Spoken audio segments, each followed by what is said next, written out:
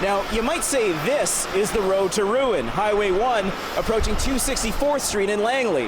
Now, the province says drivers with Chohan have twice struck this overpass.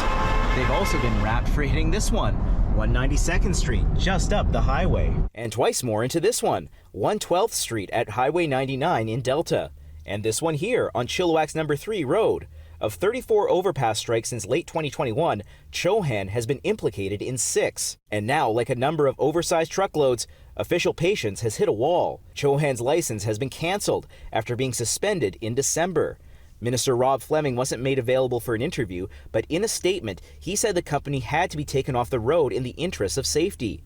He said the decision from the Independent Safety and Enforcement Branch sends a clear message to operators that infrastructure crashes around our province need to stop. The company issued a statement of its own, saying it disagrees with today's action, has cooperated with investigators, and is improving its processes. It's blaming the latest December 28th crash on a single person's actions, saying the incident was the result of a terrible decision by one independent owner-operator who has taken full responsibility, not a failing by the company, and the company's customers and drivers should not bear the consequences as a result.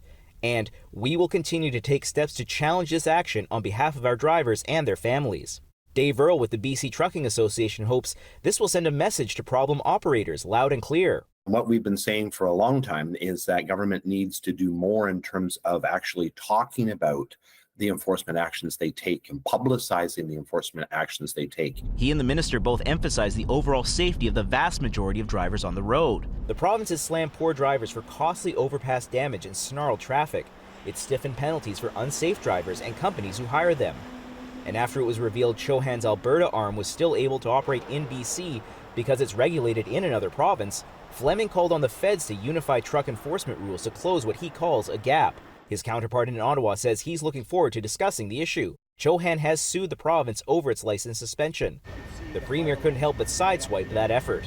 My only hope is that on the way to court, they don't run into a bridge.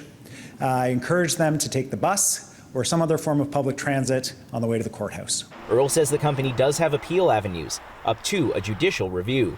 Liam Britton, CBC News, Vancouver.